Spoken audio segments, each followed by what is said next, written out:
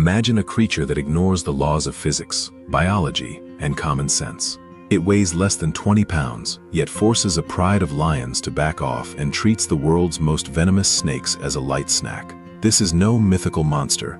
It's a real inhabitant of the African savanna, officially recognized by Guinness World Records as the most fearless animal on the planet.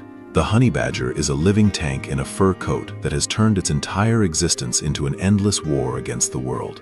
But what actually makes it so invincible? Today we're going to get under the skin of this black devil and answer questions that stump even veteran zoologists. How does its body digest cobra venom that would kill any other creature in seconds? Why do lions, with a tenfold size advantage, prefer not to mess with this defiant little animal? How did a love of honey turn it into the wild's most cunning safecracker? And what secret bond unites this ruthless killer with a tiny bird in one of the most extraordinary alliances on Earth? The honey badger, or radel, is the pinnacle of evolution in the category of survival against all odds. Biologist Christopher Newman emphasizes that the secret to their invincibility lies in their skin. A honey badger's hide can be up to 6 millimeters thick, tougher than a buffalo's. But the real superpower is this. The skin sits so loosely on the body that when a predator grabs it by the scruff, the badger literally rotates inside its own hide and strikes back with razor-sharp teeth and claws. There is no killing grip that works on this animal. Its jaws can crack turtle shells and large bones. Its claws can tunnel through concrete hard ground in minutes. Its metabolism demands so much energy that it spends up to 14 hours a day hunting, patrolling its territory with the confidence of someone who owns every inch of it. But the most remarkable thing is its mental wiring. The honey badger doesn't have a fear response in any recognizable sense. Where other animals assess risk and retreat, the honey badger's brain appears programmed for exactly one reaction: aggression. This psychological dominance is so powerful that even Africa's apex predators freeze up when this compact beast starts screaming and charging at them. If the animal kingdom held an Olympic competition for surviving lethal attacks, the honey badger would hold the gold medal for life. Picture a scene that seems biologically impossible. A honey badger takes on a Cape cobra, gets struck directly in the face, absorbs a dose of venom that would kill a full-grown horse within 10 minutes, then finishes eating the snake, lies down, and falls asleep. A couple of hours later it stands up, stretches, and heads out to hunt again. This is not magic.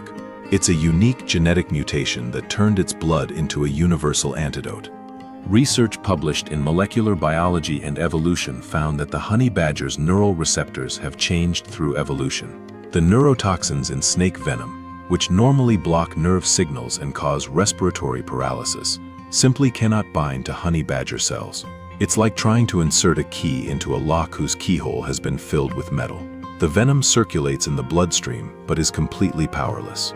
And even when venom does get through in larger quantities, say, a bite in a truly vulnerable spot, the badger doesn't die.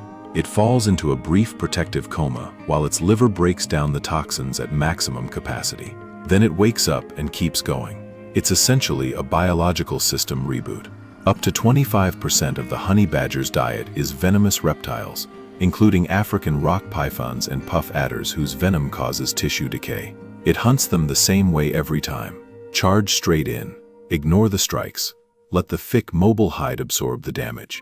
No strategy, no finesse, pure overwhelming aggression. It would be a mistake, though, to write the honey badger off as a brainless tank on short legs. Behind the aggression and the armor is an analytical mind that can outthink many primates. The honey badger is the only mustelid with officially documented tool use. In captivity, honey badgers have been observed dragging rocks, rolling logs, and constructing multi-level platforms from available objects to reach food that was otherwise inaccessible. They grasp basic physics intuitively, and they apply it the moment they need to. Their biggest obsession is honey, but African wild bees aren't gentle. They're aggressive and capable of stinging large animals to death. The honey badger has turned hive raids into planned operations. It uses its powerful claws to tear through wood, and releases a pungent secretion from its anal glands that disorients the bees and drives them temporarily from the comb. It's a chemical weapon deployed to minimize stings, even though its skin already blocks most of them anyway. And then there's the honey guide. There is a bird of that name, and its relationship with the honey badger was considered legend for centuries until scientists confirmed it. The bird finds hives but can't break them open. The badger has the strength, but can't always locate a colony hidden in dense brush. So the bird calls out and leads the badger directly to the target. The badger smashes the hive open. The bird gets the wax and larvae left behind. It is one of the only documented cases of sustained, goal-directed cooperation between two completely different wild species.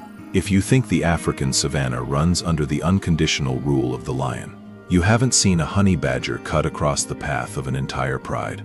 A creature barely knee-high strides in front of predators, each weighing 10 times more than it does, and the lions stand and watch, unwilling to attack.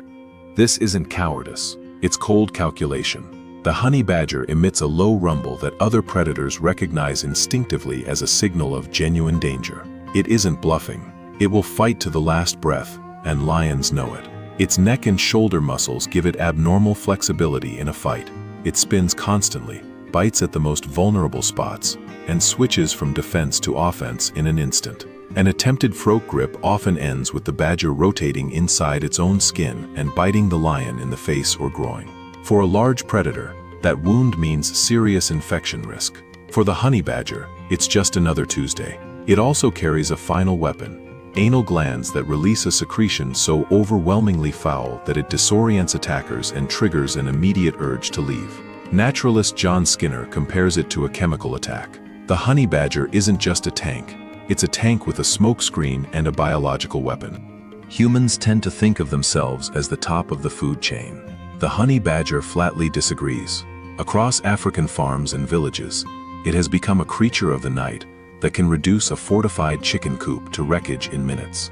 Rattles open latches that were considered secure, tunnel under concrete foundations, and push through barbed wire by simply crawling over it. For farmers, it isn't just a pest. It's an intelligent adversary that is nearly impossible to stop. Modern genetic research shows the honey badger exists in a state of evolutionary stasis, in the best sense. Its biological design is so effective and versatile that it hasn't changed significantly in millions of years. It controls snake and large insect populations across the savanna in ways that nothing else is willing to do. Its disappearance would be an ecological disaster. Today it faces habitat loss and climate change. Its response is the same as always: adapt by going on a fence. It's moving into suburban areas, learning to bypass electronic locks, and continuing to patrol its territory with the same defiant attitude it's had for millennia. Its genetic code, refined by millions of years of war, turns out to be ready for the modern world, too. The honey badger doesn't wait for mercy from nature or from us. It takes what it needs, right now. And as long as its grinding shriek still echoes across the African night, the spirit of absolute refusal to back down is still very much alive, and it has very sharp teeth.